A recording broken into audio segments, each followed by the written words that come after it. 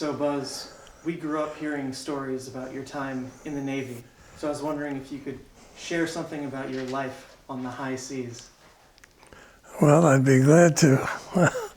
I was in the Navy for about 4 years, and I was assigned to a salvage, a rescue vessel home ported in Pearl Harbor. And from there, the ship made several forays south across the equator, north to the Aleutian Islands, and west to Japan, Hong Kong, and the Philippines. During that time, one season in particular, we got caught on the outskirts of a typhoon. The ship I was on was very, very seaworthy. It wasn't the glamorous type of ship that they'd put on posters to recruit sailors. But I have a picture of it here. This is a ocean-going tugboat, hence the lack of glamour. But you can tell from the, I think, beautiful lines of this ship that it had good seakeeping ability. And as a tugboat, it has a very deep draft. That deep draft gives it superior stability in all kinds of weather. And we were caught on the edge of a typhoon one year. It probably was 1961 or 2, where they talk of mountainous seas. It's true that from even a ship like this, where you're maybe 60, 70 feet above the water, the waves, you have to look almost straight up when they're approaching, and then the ship goes through the crest and dives down into the trough between waves. Those are high seas. But at the same time, how high seas are, of course, is dependent upon the ship that you're on. If you're on an aircraft carrier, you probably don't notice they're high seas. If you're in a kayak, you think you're on a roller coaster. One time I recall where the term high seas really had some force to it was when we were in the Aleutian Islands. The Aleutian Islands, as you know, is a long archipelago that stretches from the northwest corner of Canada, Alaska, and swoops down and somewhat into the Pacific and then up again almost to Russia. We were home ported temporarily at Adak Island. I was told at the time, and I have no reason to doubt it, that in the Aleut language, Adak means home of the winds. That was certainly true. Adak was almost a barren island because it was constantly windswept, but it had a very nice deep harbor.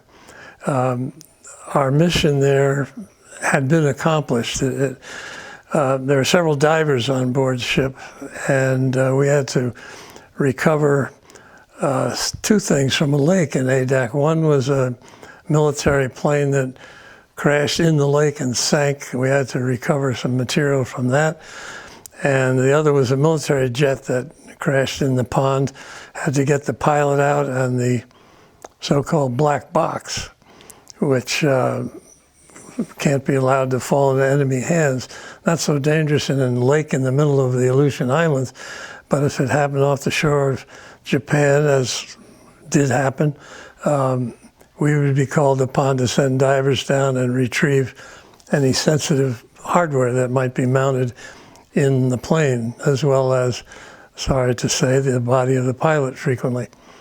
In any event, one winter, we were in Adak Island, and it was high time to get out of there before winter set in earnest. And while awaiting that departure, we got a message that there'd been a small boat in great peril out on the high seas south of Adak. So we got underway as like an EMT vehicle or an ambulance and went charging out with instructions to find a civilian sailboat that was in trouble because of the waves and the weather. And remarkable as it was, by golly, we ran across this thing. Not literally, but there was about a 40-foot sailboat, a yawl, I think, with 3 or 4 Americans on it. And they weren't necessarily adventurers by any means. They were, I think one fellow was an electrician, the other was a brother on disability, and somebody's teenage son, and one other boy. And these four men had traveled to Hong Kong, where they commissioned the building of a pleasure boat, this yawl. Their plan was to sail it back to the West Coast and sell it and break even, or maybe do better than that.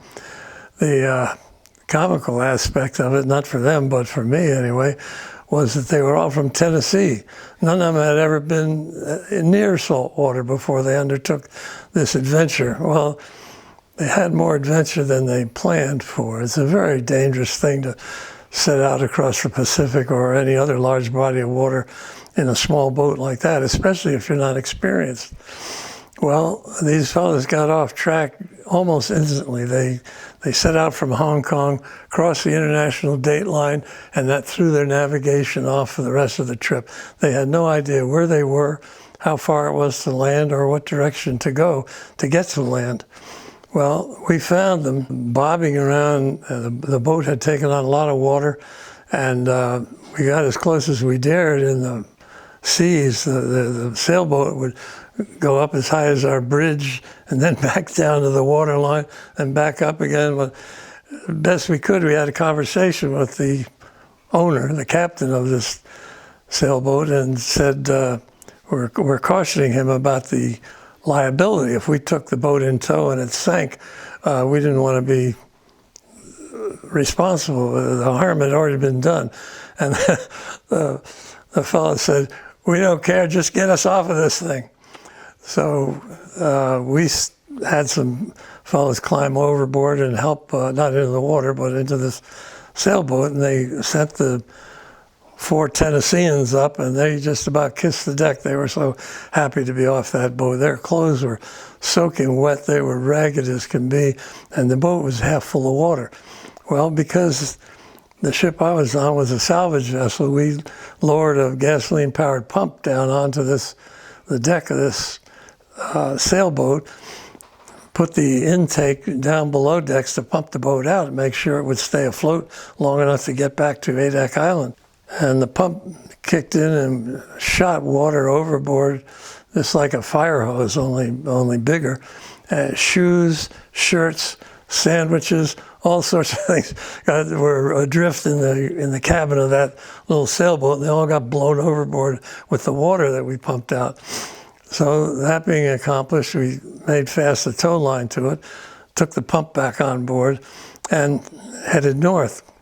Well, that is pretty much the end of the thing, except when speaking of the high seas, for us, those seas were fairly normal. And this is not a big ship either.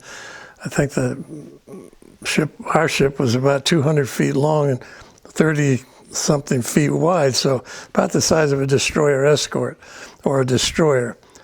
And for us, the seas were rough, but not dangerous. And here these guys had been drinking salt water because they couldn't get it out of their faces fast enough to do otherwise. They were just about drowned. So for them, the seas were very, very high. For us, they were moderate. Anyway, we got the poor fellows back to civilization, and they found the first military flight hop out, went back to Tennessee, and left a note saying, "You're going to keep this blankety-blank boat." I don't know what the Navy did with it. The last I saw it, it was on a cradle up on a pier at Adak Island Navy Base. I think the Navy probably auctioned it off or sold it or something. I did not get a chance to bid on it. That was a handsome boat, a little bit waterlogged, but a good boat. So those were truly high seas for those fellows, and anybody else in a small boat would have the same uncomfortable experience. So if you want high seas, you can do it on a calm day if you have a small enough boat.